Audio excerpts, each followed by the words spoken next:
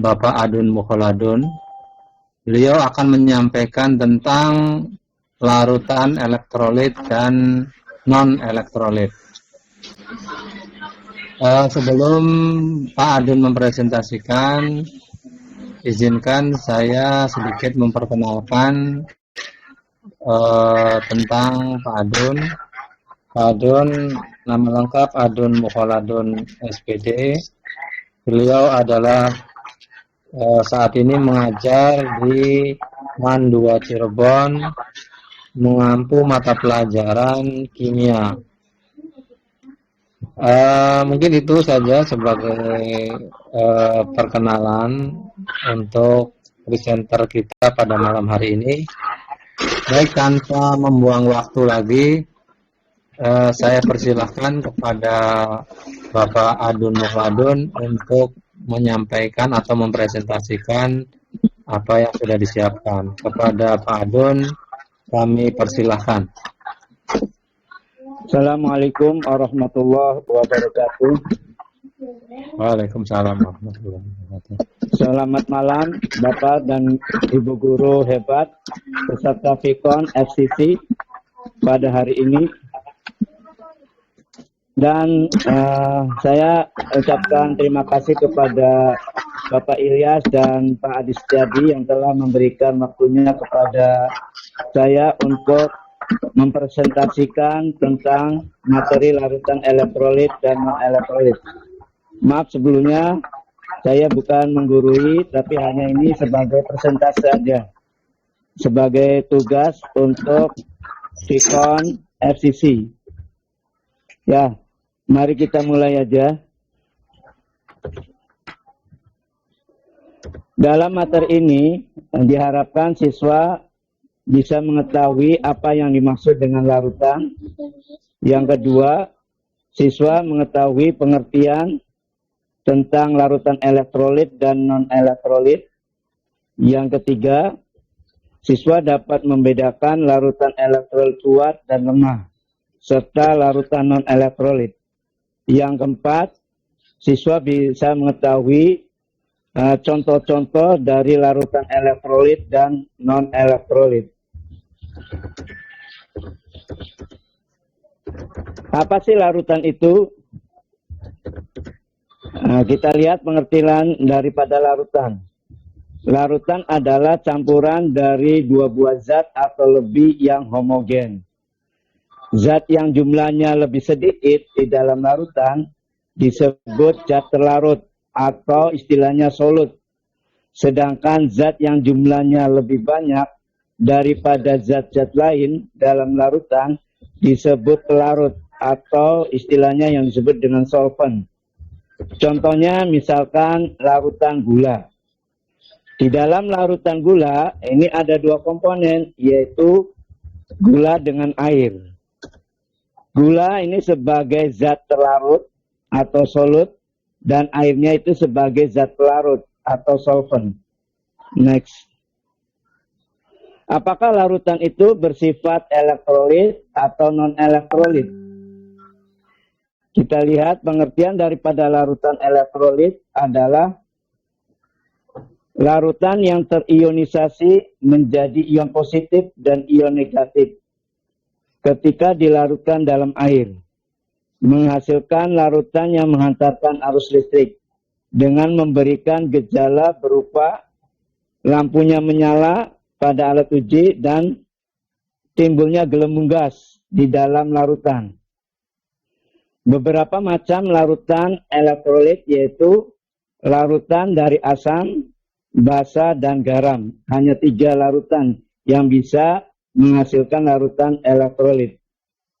Next.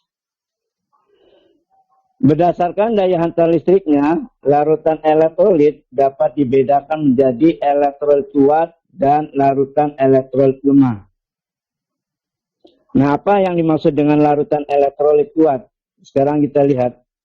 Seluruh molekulnya terurai menjadi ion-ion atau yang disebut dengan terionisasi sempurna. Jadi seluruhnya itu menjadi ion-ion. Jika kita tulis pada persamaan reaksi, ionisasi elektrolit kuat ditandai dengan satu arah panah ke kanan. dengan harga derajat ionisasi adalah 1 atau alfa sama dengan 1. Apakah yang menjadi ciri-ciri larutan elektrolit dalam rangkaian alat uji? Kita lihat. Sebagai ciri-ciri larutan elektrolit itu pada lampunya itu akan nyala terang. Yang kedua, gelembung gas. Jadi pada elektroda itu timbul gelembung-gelembus yang sangat banyak. Yang ketiga, menghasilkan banyak ion. Next, kita lihat skema daripada daya hantar listrik. Kita lihat di sini ada 2 buah elektroda dari karbon yang dihubungkan dengan sumber arus listrik 220, berarti ini PLN ya, arus bolak-balik, dan ini bohlam. Kalau kita dalam dalam gelas kimia ini kita larutan elektrolit kuat, maka di dalam larutan elektrolit kuat ini akan terionisasi menjadi ion positif dan ion negatif yang banyak sekali. Ion positif akan menuju ke kutub negatif dan ion negatif akan menuju kutub positif, sehingga arus yang dihantarkan ini akan tersalurkan. Di sini akan banyak sekali gelembung-gelembung gas. Ini menandakan ionnya semakin banyak. Dan di sini ada bohlam. Bohlam lampunya itu akan nyala terang. Nah, nyala terang karena banyak sekali ion-ion yang menghantarkan arus, sehingga arus yang disampaikan itu akan banyak, maka menghasilkan lampu yang nyala terang. Next. Yang tergolong elektrolit kuat, kita lihat contoh-contohnya. Dari larutan asam kuat, yaitu ada asam klorida, asam klorid, asam perklorid, asam sulfat, asam nitrat. Dari basa kuat, yaitu ada natrium hidroksid, kalium hidroksid, kalsium hidroksid, magnesium hidroksid, dan barium hidroksid. Dan dari garam, yaitu ada garam dapur NaCl, natrium klorida, kalium klorida, kalium iodida, dan aluminium sulfat. Nah, itu contoh-contoh daripada larutan elektrolit kuat. Kita beralih kepada larutan elektrolit lemah. Apa sih larutan elektrolit lemah? Pada larutan elektrolit lemah, tidak semua molekulnya terurai menjadi ion-ion. Atau ionisasinya tidak sempurna, hanya sebagian. Sehingga dalam larutan hanya ada sedikit ion-ion yang dapat menghantarkan arus listrik. Dalam persamaan reaksi, ionisasi elektrolit lemah ditandai dengan 2 panah. 2 arah panah yang bolak-balik dengan harga derajat ionisasi lebih besar dari 0 dan kurang dari 1. Next. Kita lihat apa ciri-ciri daripada larutan elektrolit pada rangkaian alat ujinya. Yang pertama yaitu lampu akan nyala redup. Yang kedua, gelembungnya sedikit. Yang ketiga, menghasilkan sedikit ion. Ya. Kita lihat pada skema daripada daya hantar listrik. Kita lihat di sini ada larutan elektrolit lemah, misalnya cuka. Nah nih, kita lihat di sini ada gelembung-gelembung sedikit. Karena ion yang dihantarkan itu sedikit. Nah nih, jadi ion-ion yang dihasilkan pada larutan elektrolit lemah itu hanya sedikit yang terionisasi, sehingga arus yang disampaikan itu hanya sedikit, maka menghasilkan lampu yang redup. Bahkan bisa juga tidak nyala, tapi ada gelembung. Itu menandakan elektrolit lemah. Next. Kita lihat contoh-contoh daripada elektrolit lemah. Dari asam lemah yaitu cuka, HCH3COH, asam sianida, asam karbonat, dan asam sulfida. Dari basa lemah, amonium hidroksid, dan nikel 2 hidroksid. Dari garam, itu garam lemahnya, itu AgCl. Kalsium kromat, dan timbal 2 iodida. Next. Kita lihat pada larutan non-elektrolit. Apa sih yang dimaksud dengan larutan non-elektrolit? Larutan non-elektrolit adalah larutan yang tidak terionisasi, sehingga zat-zat masih berupa molekul. Ketika dilarutkan dalam air, menghasilkan larutan yang tidak dapat menghantarkan arus listrik, dengan memberikan gejala berupa tidak ada gelembung. Dan dalam larutan, dalam lampunya itu tidak akan nyala. Next. Mengapa dikatakan larutan elektrolit? Tidak ada molekulnya yang terurai menjadi ion-ion atau tidak terionisasi. Sehingga dalam larutan tidak ada ion-ion yang dapat menghantarkan arus listrik. Dengan harga derajat ionisasi sama dengan 0. Adapun ciri-ciri daripada larutan non-elektrolit pada rangkaian alat ujinya, 1. Lampu tidak nyala. Yang kedua, tidak terdapat gelembung. Yang ketiganya, tidak ada molekul yang terurai menjadi ion-ion. Next. Nah, kita lihat pada skema daripada daya hantar listrik. Di sini ada larutan gula. Di dalam larutan gula, kita larutkan dalam air. Gula ini tidak terionisasi, sehingga arus yang dialirkan ini hanya terputus di sini. Nggak ada ion yang menyampaikan ke sini. Sehingga lampunya itu tuh tidak akan nyala. Next. Contoh daripada larutan non-elektrolit, yaitu gula, etanol, urea, glukosa, isopropil alkohol, pentanol, dan ini adalah keluarga dari alkohol ya. Nah ini semuanya itu adalah non-elektrolit.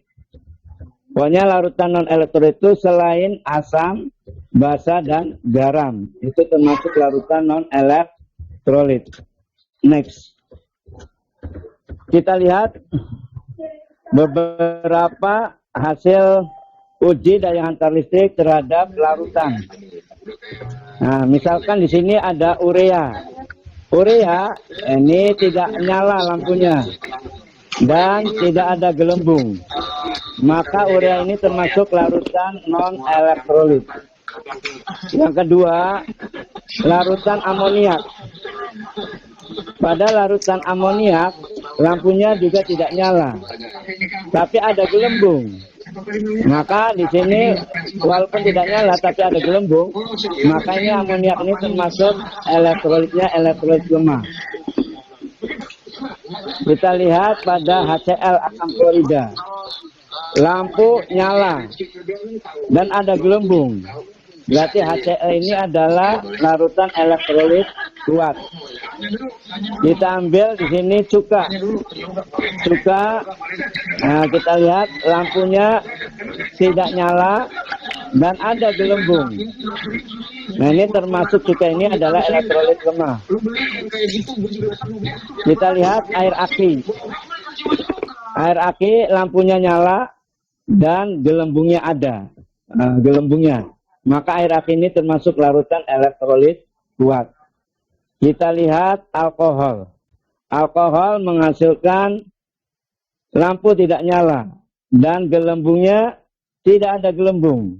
Berarti alkohol ini larutan non-elektrolit. Kita lihat pada air laut.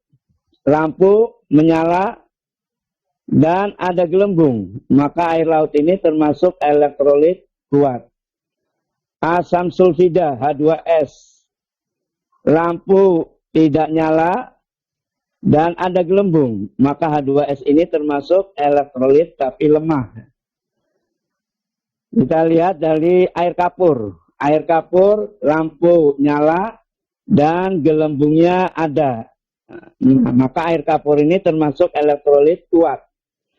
Kita lihat glukosa. Pada glukosa menghasilkan lampu tidak nyala dan tidak ada gelembung. Maka glukosa ini termasuk larutan non-elektrolit. Maka kita ambil kesimpulan untuk larutan elektrolit kuat, lampu nyala dan banyak gelembung. Yang kedua, elektrolit lemah, lampu redup, bahkan tidak nyala juga nggak apa-apa, tapi masih ada gelembung, walaupun sedikit. Maka ini termasuk elektrolit lemah. Kalau non-elektrolit, semuanya lampu tidak nyala, gelembungnya juga tidak ada gelembung. Nah, ini adalah larutan non-elektrolit. Next. Ya. Nah, ini mungkin presentase hari ini cukup. Barangkali ada yang perlu Bapak Guru hebat yang menyampaikan penambahan atau ya kita sharing aja lah. Maka kembalikan kita kepada moderator. Mangga Pak Adi. Baik, terima kasih Pak Adun.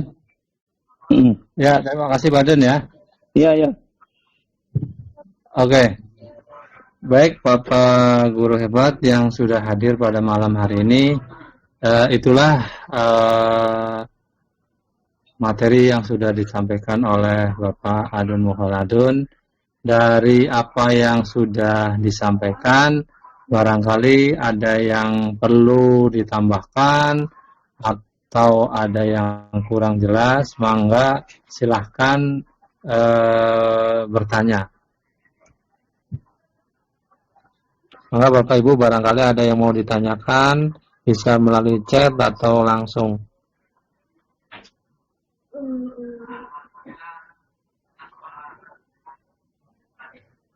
Ya, kita tunggu, masih barangkali yang baru gabung. Nah, ini Pak Adun, ada pertanyaan dari Ibu Risna Pantu.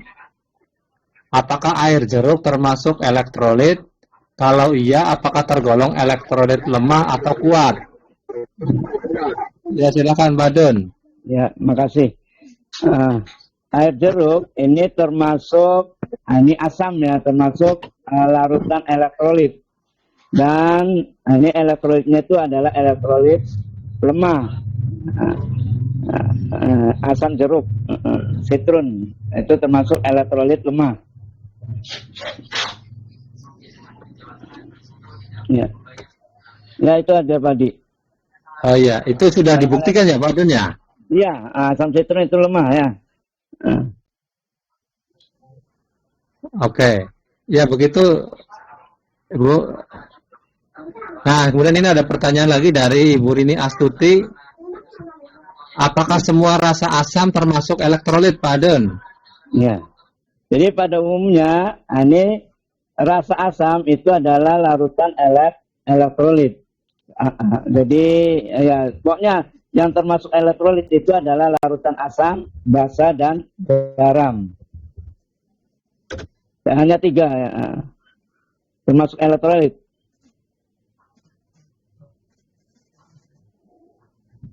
Halo? Ya. Ya. Ya, gitu. Mungkin jawabannya ya, mudah-mudahan puas Bu ini. Oke. Maka silahkan, barangkali masih ada yang perlu ditanyakan.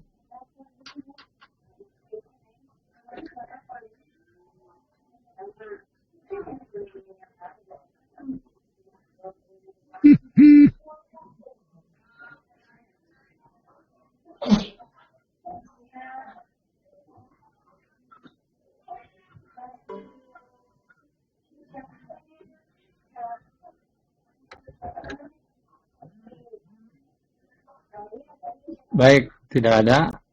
Ini masih ada pertanyaan Pak Adun dari Ibu Nur Lutfiatul. Untuk air mineral itu dipromosikan mengandung elektrolit. Bagaimana cara mengeceknya Pak Adun? Ya. Jadi cara mengeceknya itu bisa dengan tadi memakai arus arah atau arus bolak-balik. Kalau arus bolak-balik itu seperti tadi tuh. Jadi kita gunakan 2 buah elektroda. Elektroda dari karbon yang dihubungkan dengan sumber arus yaitu PLN nanti yang 220 ya. Dan langsung dihubungkan dengan bohlam. Itu sebagai apakah larutan itu bisa menghantarkan listrik atau tidak. Itu. Yang kedua itu dengan arus searah, yaitu baterai. Baterai cukup 2 dengan bohlam yang kecil tuh.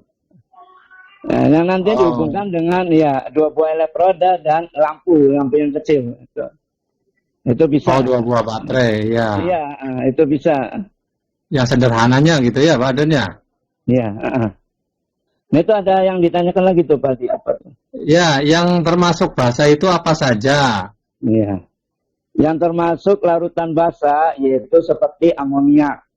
Nah, itu adalah basa. Natrium hidroksida. Terus kapur. Kalsium hidroksida, air kapur itu adalah basa. Nah itu termasuk basa. Ya, mungkin itu jawabannya ya. Banyak sih, kalsium hidroksida, kalium hidroksida, magnesium hidroksida. Ya. Oke, baik. Sembari bertanya, silahkan Bapak Ibu yang belum absen itu linknya sudah saya share.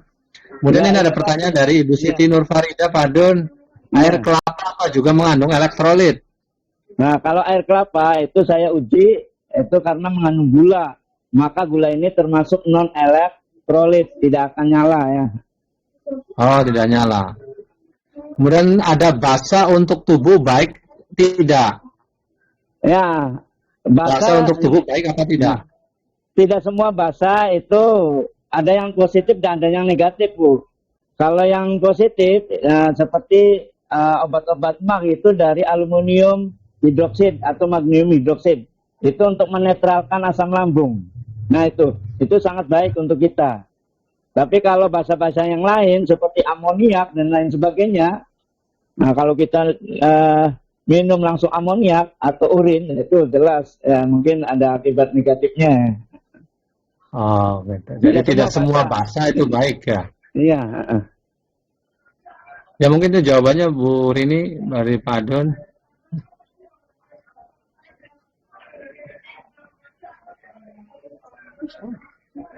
Baik, barangkali masih ada. Padahal ada pengobatan dengan air seni. Gimana tuh Pak Adon? Ya itu menurut salah satu mungkin ilmuwan ya. Kan tidak semua itu memakai ya, karena satu memang air seni itu merupakan sisa-sisa dari mungkin kelebihan zat-zat yang terkandung. Misalnya kita makan jeruk, mungkin gulanya itu lebih atau yang lainnya ada zat-zat yang berguna mungkin katanya untuk mengobati jerawat apa. Nah itu hanya pendapat para ilmuwan, enggak seluruh ilmuwan.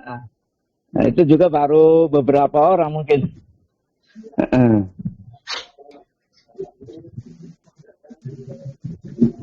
Oh iya, terus monggo. Ya, makasih lah Ibu ya. Bapak.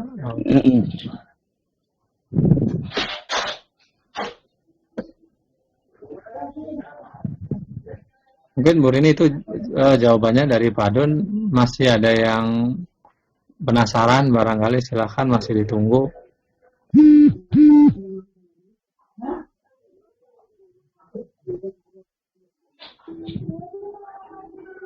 Baik, kalau memang sudah tidak ada lagi yang perlu ditanyakan untuk mungkin.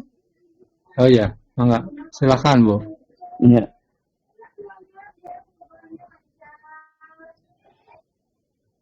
Oke, baik. Kalau memang sudah tidak ada yang perlu ditanyakan, maka untuk video call kali ini kita sudahi saja. Terima kasih kepada Bapak Ibu Guru yang telah hadir. Mudah-mudahan apa yang disampaikan oleh Pak Adon ini bisa bermanfaat. Saya sebagai moderator, Adi Setiadi, mohon pamit. Untuk selanjutnya saya serahkan kepada host Bapak Ilyas Habibi. Saya akhiri, wassalamualaikum warahmatullahi wabarakatuh. Waalaikumsalam warahmatullahi wabarakatuh.